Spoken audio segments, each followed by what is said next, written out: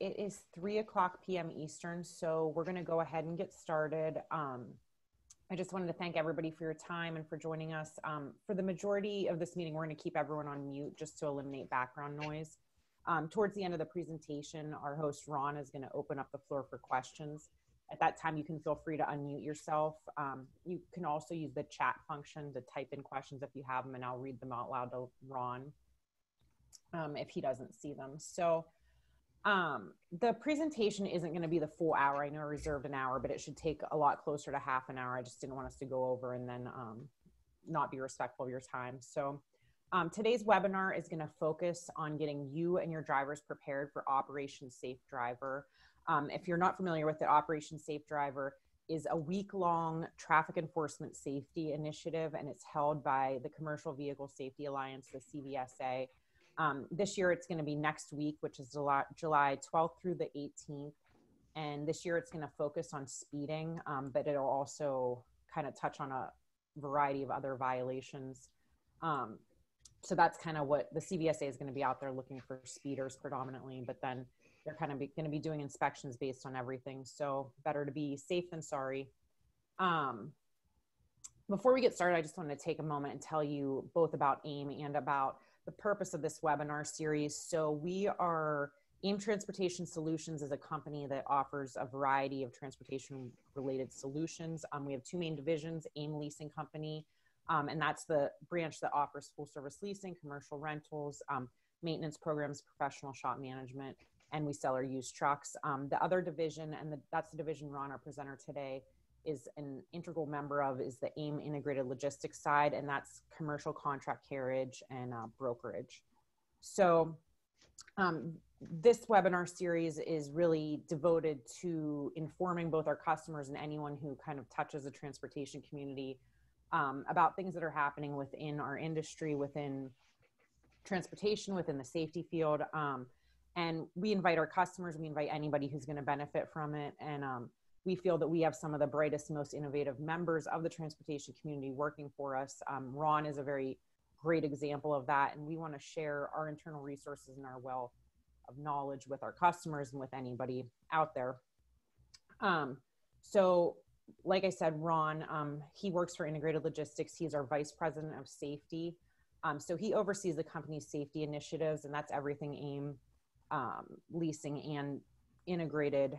And he just works tirelessly, basically, to ensure that our drivers are safe, our customers' drivers are safe, and that AIM is contributing positively to the flow of the supply chain in the country, and just, you know, generally speaking, contributing positively to all the traffic out there and ensuring safe practices. So, Ron, thank you very much for joining or for hosting us today. And whenever you're ready, the floor is yours. All right, thanks, Jess. I don't know if I have rights to share my screen. I assume you've already set that up, but I'm going to go ahead and do that now. Okay. Can you see my screen, Jess? Yep, sure can. All right, thank you. Thank you again to everyone who joined. I always like the opportunities to get in front of our customers and you know, spread the gospel, I guess, for lack of a better term. But this next coming week is CVSA Operation Safe Driver.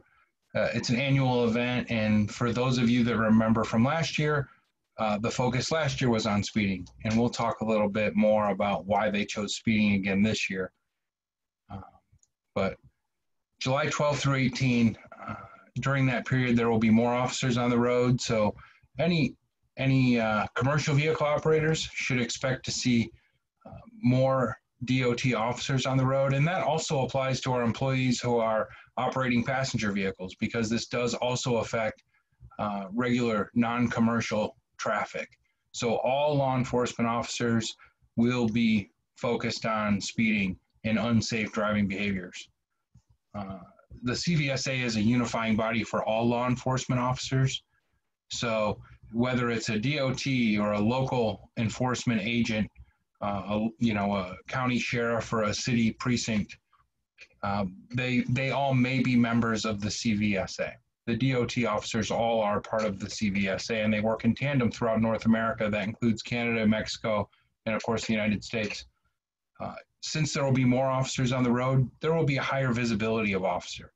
So on your interstates, drivers should expect to see more police on shoulders, in medians, monitoring speed and any other, visible or gateway violation that they might see.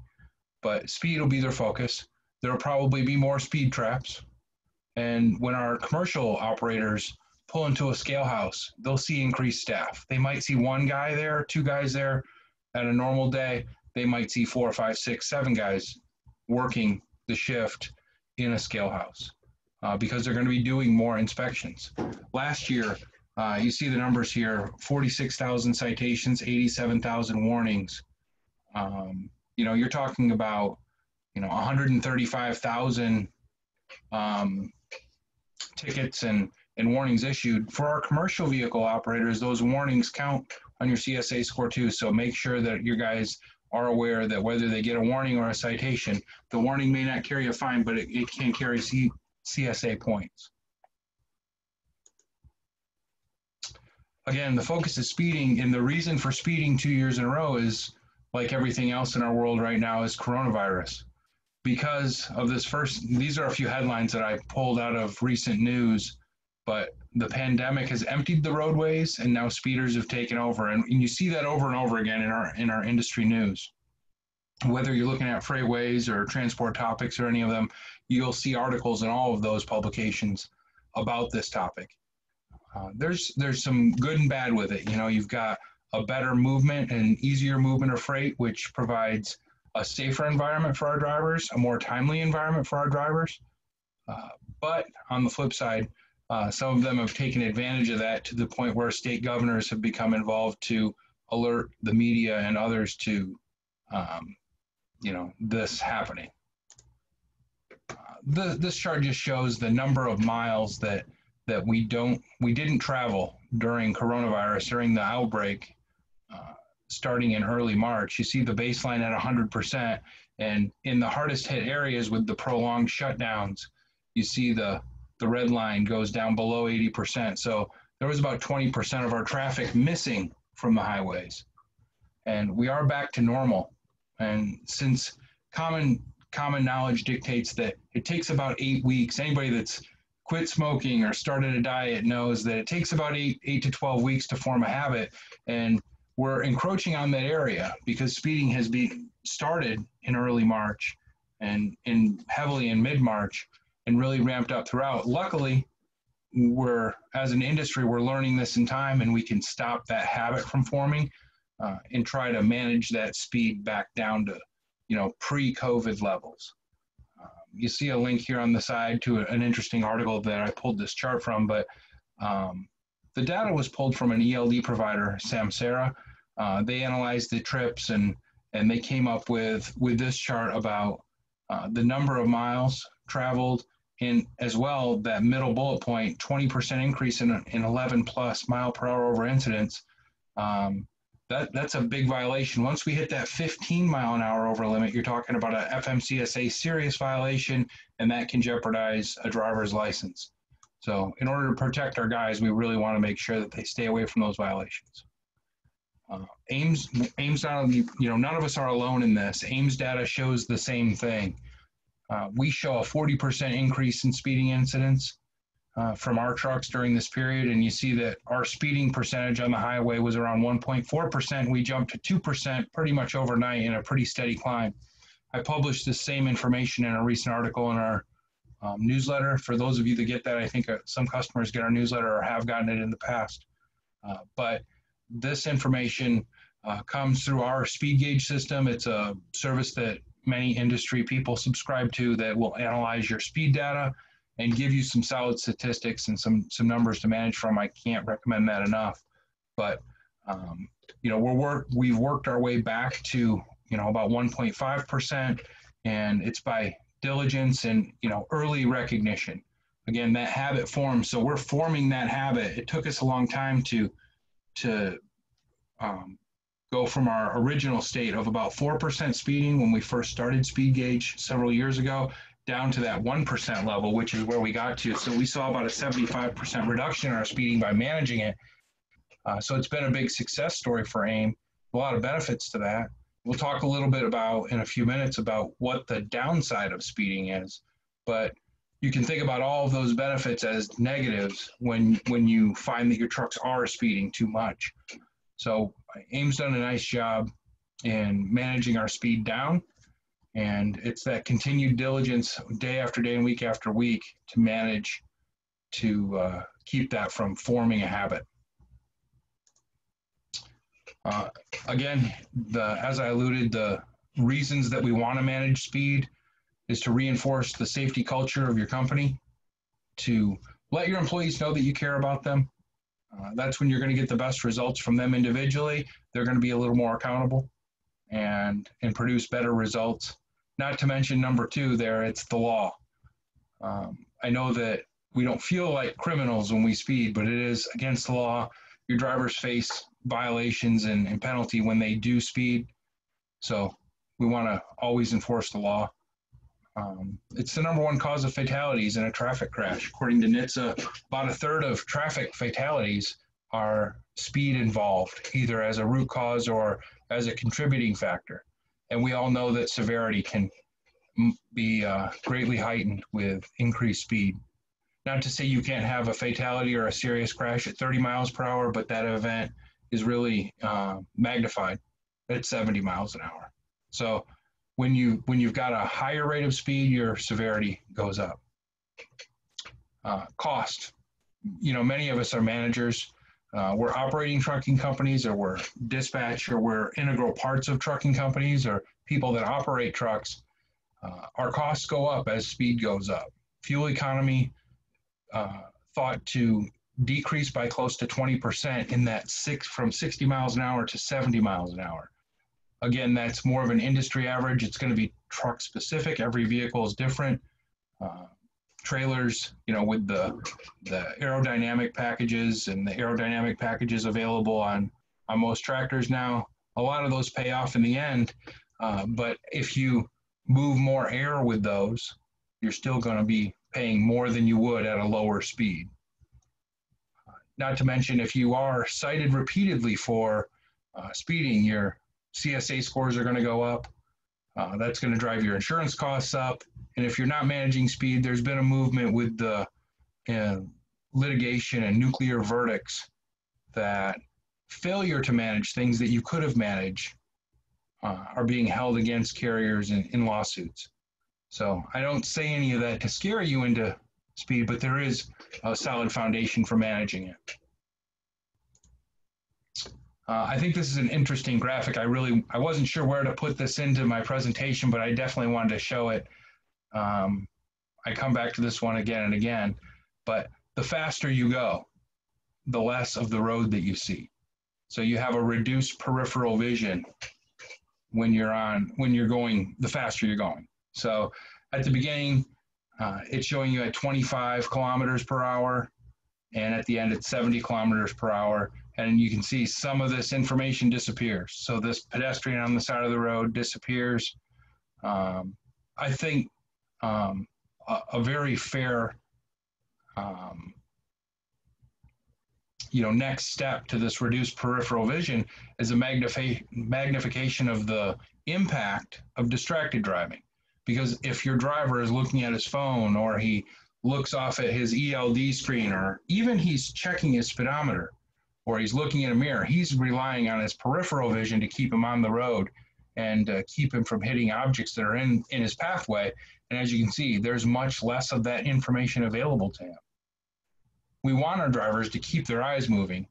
It's part of the Smith system, to keep your eyes moving. It stimulates brain activity. And the Smith system dictates that you keep your eyes moving every 2 seconds, but that also means you're relying on this peripheral vision. So increased speed narrows that view. Following distance and reaction time. The standard following distance is, and it's, by the way, it's measured in seconds. The standard following distance recommendation from FMCSA is 1 second per 10 feet of vehicle length. That's the standard. However, above 40 miles per hour, they want you to add 1 second. Below 40 miles per hour, they don't. And that means that at A 53-foot trailer, 20-foot tractor, you're talking about 70 feet of vehicle length, 73 feet of vehicle length. They want you 7 seconds behind the vehicle in front of you. And for those that don't know, the way you would measure that is once the vehicle in front of you passes a fixed object on the roadway, whether it's a line in the road or goes under a bridge is a good one. If it's a bright sunny day, I always use the shadow of the bridge. It's easy to see the shadow of the car in front of you eclipse the shadow of the bridge. And then you begin to count the seconds. 1, 2, you have to practice that. You have to get good at your cadence and counting your seconds, 1001, 1002, and until you get to 6 or 7 seconds. So you should have a policy in place on following distance, what you recommend and what you enforce, what you're asking of your drivers, just to be clear about requirements and standards.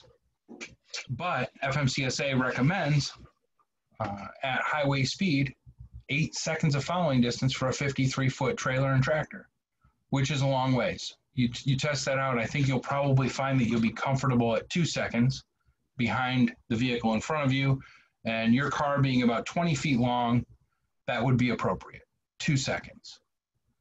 Now, when we talk about reaction time, we're looking at 1.5 seconds between the time that you recognize a hazard and the time you begin to brake. From the time it takes to see something, to process through your brain and get your foot off of the accelerator and onto the brake, you're talking about 1.5 seconds. In your vehicle, that's pretty tight. So as you count those out and you know that 1.5 seconds reaction time, you might get a little less comfortable at 2 seconds. You might be closer to 3 for your comfort level as you begin to pay attention, but that's a good point to train your drivers on. The next thing is, when you look at the stopping distance between the vehicle in front of him, if it's a passenger vehicle, say, even a larger passenger vehicle, a full-size truck or SUV, your stopping distance on that vehicle is going to be about twice as fast as the stopping distance of your truck.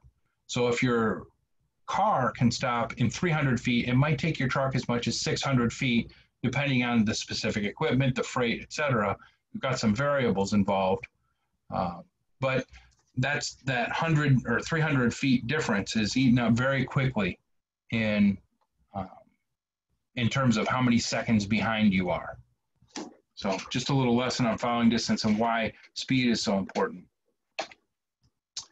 The next topic that we wanted to cover a little bit was CSA, and I don't want to beat a dead horse. This is obviously CSA has been around for quite a long time. 2010 was, the original rollout. Been some changes. There's some future changes coming to the program, but unsafe driving is what we're talking about for the current CVSA Operation Safe Driver. So your speeding events all fall into unsafe driving. So you want to look at your unsafe driving scores in the FMCSA portal.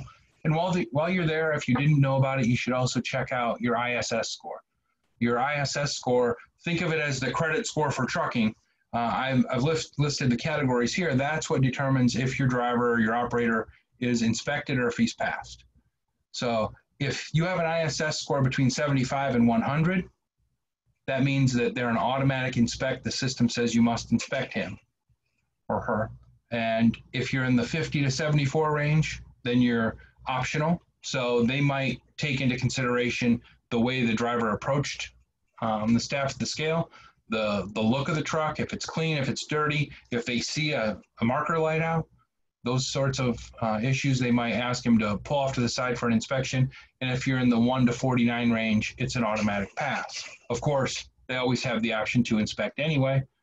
That is part of their legal right to do, but you are an automatic pass in the 1 to 49 range. So next time you log into the FMCSA portal, look for the ISS numbers as well. Incidentally, the only real surprising thing in unsafe driving is that your seatbelt tickets go in here too. So that's another good reminder to throw in for Operation Safe Driver is make sure you guys are wearing your seatbelt. It's one of the more common violations. Some of the other common violations, obviously the number one most common is speeding. Number two is failing to use a seatbelt. It always surprises me how many drivers don't wear a seatbelt. They feel infallible in the big truck. Obviously, we've all heard stories about drivers being injured or worse during crashes, and seatbelts save lives. So we always encourage our drivers to wear them. Failing to obey traffic control device is number 3. Following too close. We talked a little bit about that. That's a big one. Many drivers don't even know before they receive Smith system training how to measure following distance. So the space management around their vehicle is a big key to remaining safe, and improper lane changes. So those are your top violations in the unsafe driving category. Again, industry average, every company is going to be a little different, but these averages tend to hold up over time since we're dealing with such a big sample. And how do I prepare? How do I get my guys ready? What should you be talking to them about? It's really back to the basics. Again, referencing our newsletter recently, we put an article out in the newsletter. That was exactly the title, Back to the Basics. And surprisingly, showing up to work on time is a big one. So if your guy shows up to work late and he's got a daily route and he's delivering freight to convenience stores, he's got 18 stops to make, and he shows up an hour late for work, I'll bet you he's going to speed that day. I'll bet you he's going to have some unsafe behaviors on the road, some unsafe driving, and maybe some injury risk. So that's one that you might not think of, but that's one that we want to talk to our drivers about, especially this week when there's additional enforcement on the road. And then inspect.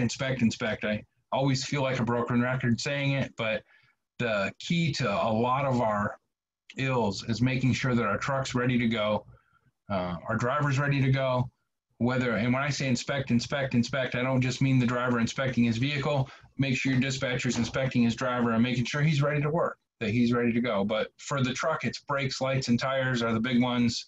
We all know the BLTs of trucking, not sandwiches. It's not lunchtime. Speed limits. Watch the signs. Pay attention to the Smith system. You're going to keep your eyes moving every 2 seconds and stimulate your brain activity and stay thinking about what's on the road and avoid distractions. You don't want to train your eye on any one thing too long, but pay attention to the speed limits. And I mean the signs, not what your Garmin says, not what your GPS is telling you. Some trucks have in-cab alerts for speeding. I ask drivers to not rely on them. I ask them to rely on what's coming in through the windshield. You want to pay attention to the signs. If you do have a defect in your inspection, run it through a named shop. We're here to help. You all know the service protocols for getting your vehicles serviced, but contact our road rescue and we'll help you from there. And make sure your hours are up to date and current, that they've got their paper logs in the truck and all the basics, because all that stuff's on the table once they decide to inspect your driver and your vehicle. And that's all I've got for today. Do you have any questions? I, again, appreciate your time. And again, if you have any questions, you can unmute yourself and ask them verbally, or you can type them in the chat. I have one, Ron, that popped up. Is it okay to read it to you? Yeah. Okay. Absolutely. What paperwork should my drivers make sure they have with them at all times, but especially during safety week? So all the time, they're required to have a bill of lading or some description of the contents of their truck. And then there's a varying number of, a variety of things that could suffice in terms of hours of service. So whether he's an over-the-road driver and he needs to have an ELD, or he's a local driver and he's running on some version of the local exception, he may or may not need a log with him for to document his hours of service. And then he's got all the other legalization items, meaning proof of insurance and registration and so on. So all of the things that would be in your permit book that you get from us, logs and a bill of lading is the typical document. Okay, I had another one pop up. Is getting a citation from the CVSA the same as getting a citation from the Department of Transportation? So the CVSA, I touched on a little bit at the beginning. The CVSA is an alliance to uniform, to provide some uniformity of enforcement amongst law enforcement. I know that we often hear from drivers, well, this driver didn't, or this enforcement officer didn't treat me the same as this one did. And the CVSA aims to fix that with training and support of law enforcement officers in general. So there are industry representatives. There are several, I think there are 4 levels of participation. Industry people, like all of us, could join the CVSA. Then you've got law enforcement officers and government officials that are all part of that community. So you're never going to be inspected by CVSA, but you might be inspected by a DOT officer who is trained by CVSA. I'm used to saying CSA. But the DOT, the Department of Transportation, all of their people are CVSA certified. Does that answer your question? I think it does. And yeah, I think at the beginning I mentioned that you could be inspected by the CVSA. So that was misinformation. You would be inspected by the Department of Transportation. Right.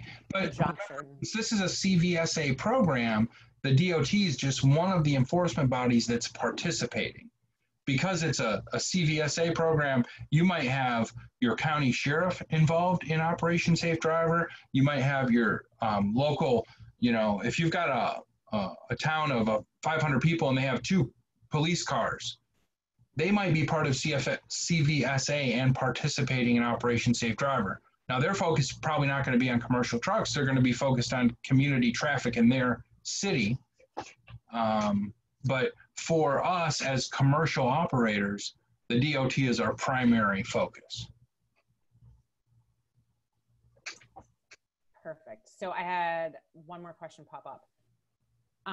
What can I do to improve my CSA scores quickly?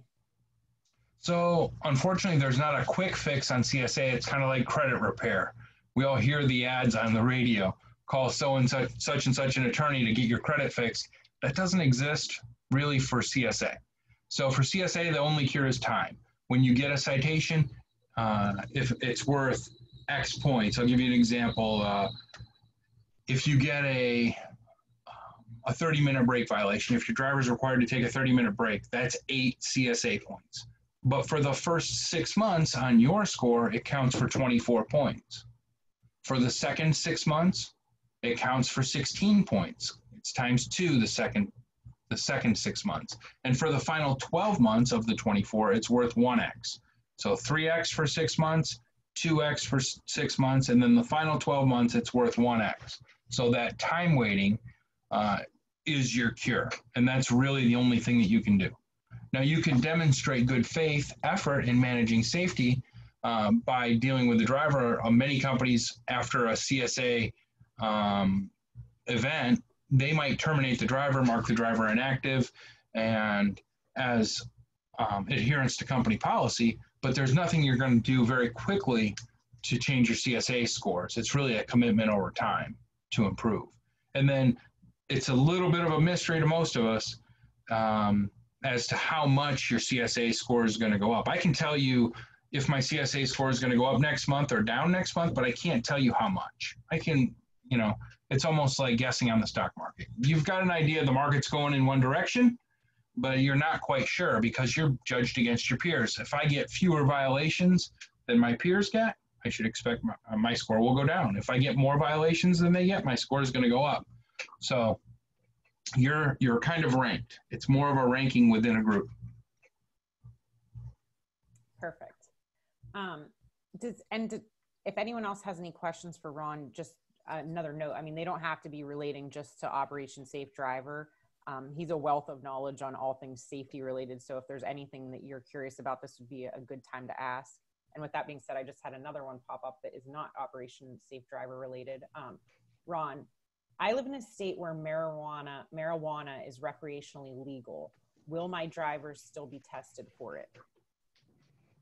So you're still required to be part of that question is a little too general. I'll give you a little bit of insight. So if you're a non-CDL driver, then marijuana or any drug test is not required. If you're a CDL operator, so if you're non-CDL, that means that you're operating, a GVW between 10 and 26,000.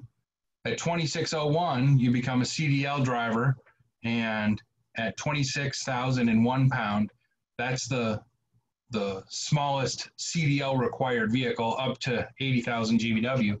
But in that range, you're either a Class A or Class B CDL, and at that point, you're required to be part of a drug pool, and that is a federal program, and so state laws are actually trumped in that case.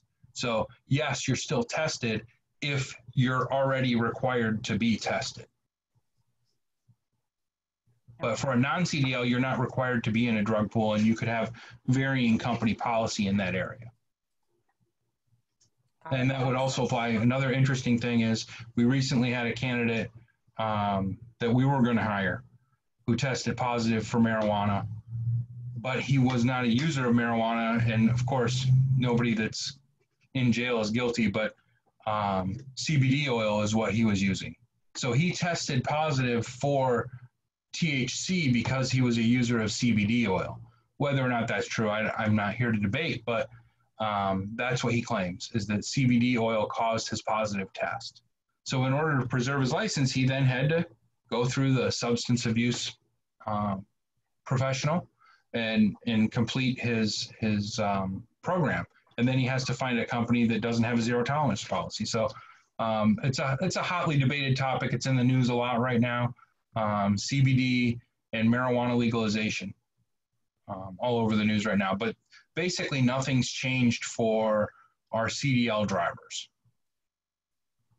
Got it. Any other questions for Ron? I have a note here that is a good note from Dan Fleming, who works with us at AIM, and he wanted us to remind everyone of the MDVIR portal that exists in our new app, which is AIM Navigator, and also exists, it's web-based. So you can be submitting all of your pre and post trip reports through that app or through the web portal and have all that documentation digitally instead of, you know, the paper logs sitting about. So good reminder on that. Dan, did you have anything else you wanted to add on that? That was all. I just encourage you to take advantage of the app, please, to communicate directly with your service manager. Thank you. Absolutely. Just one thing I wanted to kind of say in closing, it's that managing drivers and your company's compliance with government agencies and just overall safety can be very time consuming, very costly. And if the burden of these activities is negatively impacting your day-to-day business operations, the way you're running your business, just, you know, overwhelming as a transportation manager, it's something, you know, a good thing to talk to us about is AIM Integrated Logistics. It's a service offering that can really alleviate a lot of that, you know, and we can work with you guys to customize a program that's going to fit your operation best. So if that's something you want to look at, feel free to shoot me an email after this and I can get you in touch with the right person to have a conversation about that. So that's all I had to say. Ron, did you have anything else you wanted to add in closing? No, I think I hit all my targets. I'll just I can't encourage enough how effective a speed management program is. Many of your ELD systems that you probably already use offer some functionality to do speed management, and it's been a really positive, very impactful venture for AIM. You know, we started that 4 years ago roughly. And like I mentioned earlier, 75% reduction in our speeding events. It's driven our CSA scores down. It's driven our fuel economy up. All the things that you hear as possible benefits, they've all happened for us. And it's because we started talking to drivers, and just a couple, you know, out of our 400 plus drivers that we manage that work for us and operate and haul freight commercially, those guys we talk to maybe 20 guys a week out of 400 on the high side, and we've seen very substantial. So out of 20 conversations a week for 10 minutes, you know, spread out amongst our dispatch team and our safety team, we've seen huge returns on that. So can't emphasize that enough. If you don't already have it in place, it's too late for Operation Safe Driver Week. But definitely a good place to start a safety program if you don't have a good presence there. Absolutely. All right. Well, I think that's all we have for you today. I will shoot out an email with a PDF version of this and a recording. And if there's anything else that you guys need, feel free to reach out to me at any time. I'll have Ron's contact information in the email. If you have any specific safety questions for him after the fact, I'm sure he'd be happy to get with you on that. So thank you very much, Ron, for that presentation. It was fantastic. And thank you, everybody, for your time. Hope you have a great rest of your day. All right. Thank you. Thanks.